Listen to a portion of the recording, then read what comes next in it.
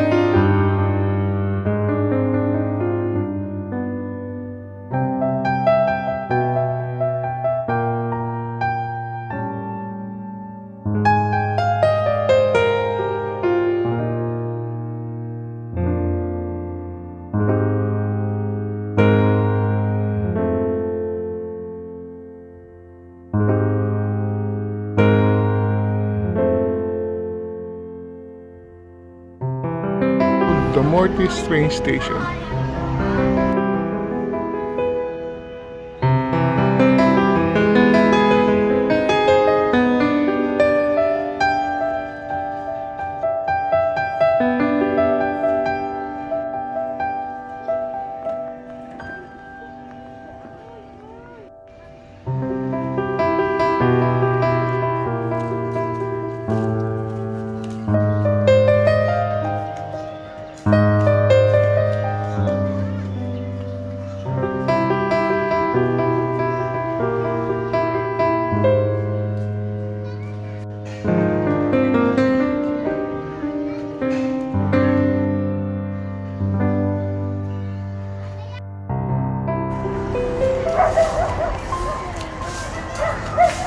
So na-imagine ko dati ng araw dito yung mga dumadaong ang mga train na nanggagaling Maynila hanggang dito sa Damortis.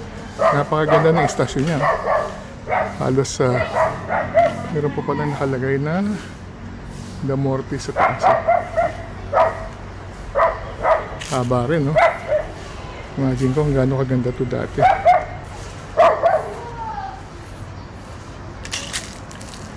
Isa sa mga kwarto ng Damortis Train Station.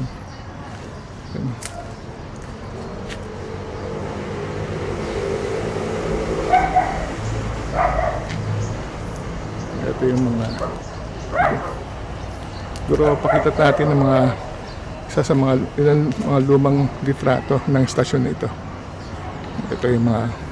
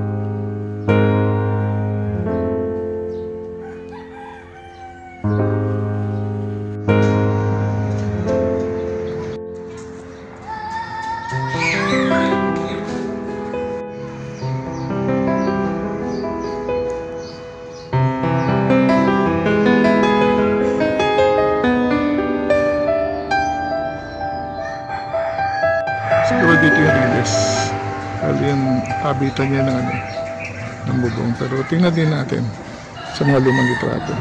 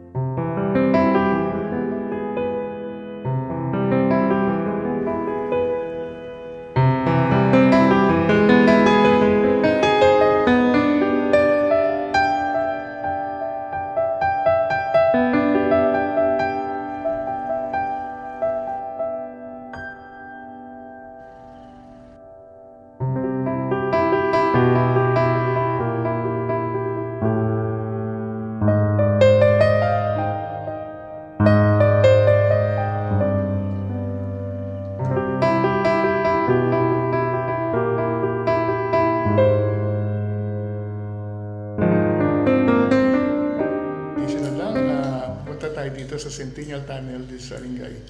Alamin natin kung ano to. I'm sure this is a train tunnel at Century. Oh, we can walk through. Yes. It's very long tunnel, ah.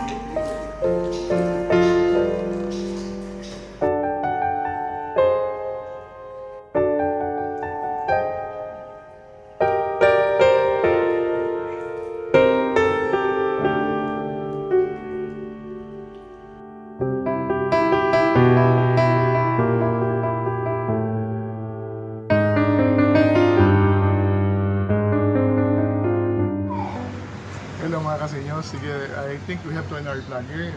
Medyo may silang yung video natin, dalang pakay lang natin is makita ang train station ng Damortis. Ang ganda pa niya, napakalaki pala niya.